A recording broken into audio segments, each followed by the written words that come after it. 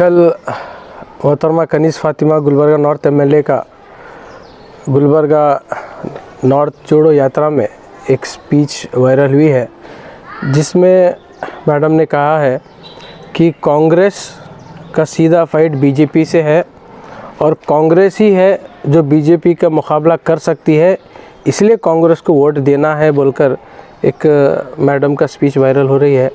वैसे तो मैं मैडम की बहुत ही इज़्ज़त करता हूँ।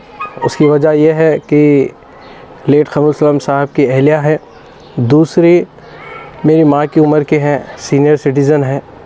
लेकिन as a Congress Muslim MLA हमें उनसे बहुत सारे सवाल हैं, थोड़ा गुस्सा है, क्योंकि जिस तरह से एक कांग्रेस मुस्लिम एमएलए काम करना चाहिए था वो काम नहीं किए हैं।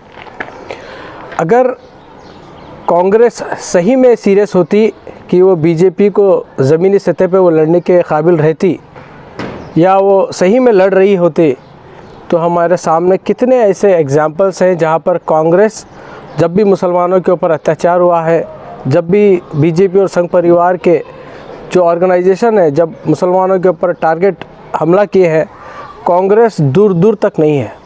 कांग्रेस के जो इलेक्टेड रिप्रेजेंटेटिव छोड़िए, कांग्रेस के लीडर्स तक नज़दीक मुसलमानों का हाथ थामने के लिए, उनके तकलीफ़ दूर करने के लिए कोई नहीं आए। सिर्फ इलेक्शन के टाइम पर हम बीजेपी के मुकाबला करने के लिए हम आए, बीजेपी को हराने के लिए हम आए। सिर्फ इलेक्शन के 5 दिन जैसे इलेक्शन जीतते हैं, फिर ये कहाँ जाते हैं बीजेपी के साथ लड़ने के लिए, कहाँ बीजेपी के साथ बैठकर पार्टीज़ मनाते हैं, वो सबको मालूम है। तो इस तरह का जो बयान जो कांग्रेस लीडर्स देते हैं कि कांग्रेस वाहिद ऐसी पार्टी है जो बीजेपी के मुकाबले में ठहरती है, बीजेपी के ख़िलाफ़ लड़ती है, उस पर हंसना या रोना हमें समझ में नहीं आता। मैडम को मालूम है कि उन्हें सीट सिर्फ अलहाज क़मरुल इस्लाम साहब के एक नाम पर मिलती है। कांग्रेस से बहुत बड़ा सवाल यही है, क्या सही में अगर क़मर साहब के फैमिली को अगर चाहते हुए आप मैडम को अगर वो टिकट दे रहे हैं, तो उससे बेहतर ये है कि आप फराजुल इस्लाम साहब को टिकट दीजिए। नहीं तो उनसे बेहतर अहमद इस्लाम साहब हैं, जो एक 15-20 साल का कांग्रेस का एक्सपीरियंस है, उनको आप एक क़मर फैमिली से बिलोंग करते हैं बल्कि उनकी टिकट दीजिए।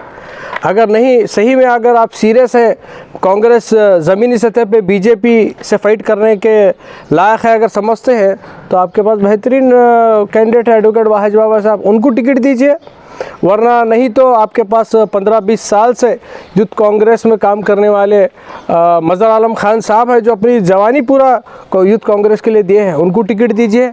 हम सबको मालूम है कि कांग्रेस ये सब नहीं करेगी।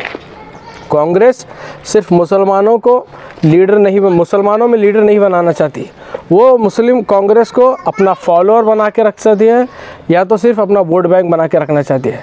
वही कांग्रेस लिंगायतों में लिंगायत का लीडर बनाना चाहती है, कुरबा कम्युनिटी में कुरबा का लीडर बनाना चाहती है, वहीं वक्कलीगा में वक्कलीगा कम्युनिटी का लीडर बनाना चाहती है। यही कांग्रेस जब मुसलमानों का लीडर बनाने के जब बात आती है, उन्हें मुसलमानों के लीडर नहीं, मुसलमानों में फॉलोअर चाहिए, मुसलमानों में एक पपेट चाहिए उनके हाथ पे, उनके हिसाब से चलने वाला, हाईकमांड के हिसाब से। अगर सही में कांग्रेस एडमिनिस्ट्रेशन के लेवल पर आपके पास अगर सही में आप टिकट बांटना है, तो आपके पास एक्स मेयर सैयद अहमद जैसा क्वालिटी जो एडमिनिस्ट्रेशन दे चुके हैं, ऐसे भी कैंडिडेट है आपके पास।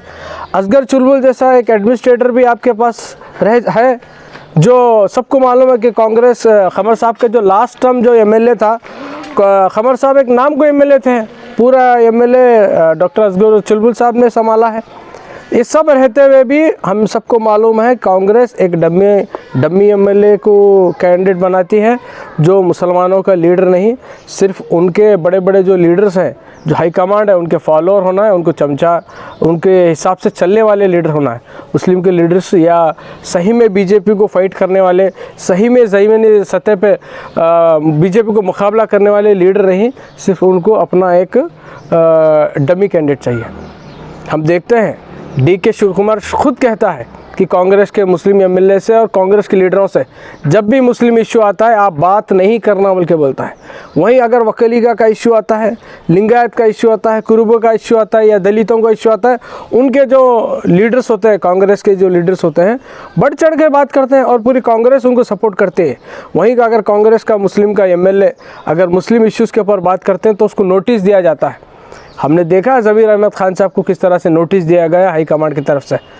हुबली के इशू में 200 से ज़्यादा हुबली के लोगों को आज भी गुलबर्गा में यूएपीए लगा के बंद है। कौन मुस्लिम का या कांग्रेस के लीडर्स उनके ऊपर बात कर रहे हैं?